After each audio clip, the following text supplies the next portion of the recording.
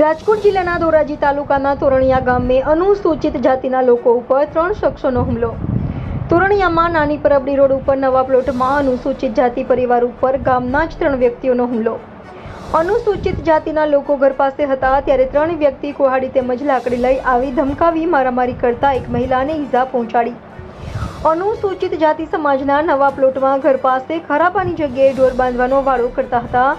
ના પાડતા 3 વ્યક્તિએ અનુસૂચિત જાતિના લોકોને 3 વ્યક્તિએ બીભત્સ ગાળો બોલી અનુસૂચિત જાતિ સમાજના પરિવાર ઉપર હુમલો કર્યો। હુમલામાં કાંતાબેન ચુડાસમા નામની મહિલા થઈ ઈજાગ્રસ્ત। અનુસૂચિત જાતિ સમાજના 3 થી 4 લોકો ઉપર 3 વ્યક્તિ કુહાડી અને મુક્કા લાત વડે હુમલો કરતા હોય તેવો સોશિયલ મીડિયામાં વિડીયો વાયરલ। ધોરાજી તાલુકા પોલીસે ફરિયાદી કાંતાબેન ચુડાસમા નામની મહિલાની ફરિયાદ નોંધી 3 વ્યક્તિ ભરત ગુજરાતી, બટુકભાઈ ગુજરાતી અને રમકુભાઈ કોળી નામના શખ્સો ઉપર એટ્રોસિટી એક્ટ હેઠળ ગુનો નોંધી તપાસ હાથ ધરી।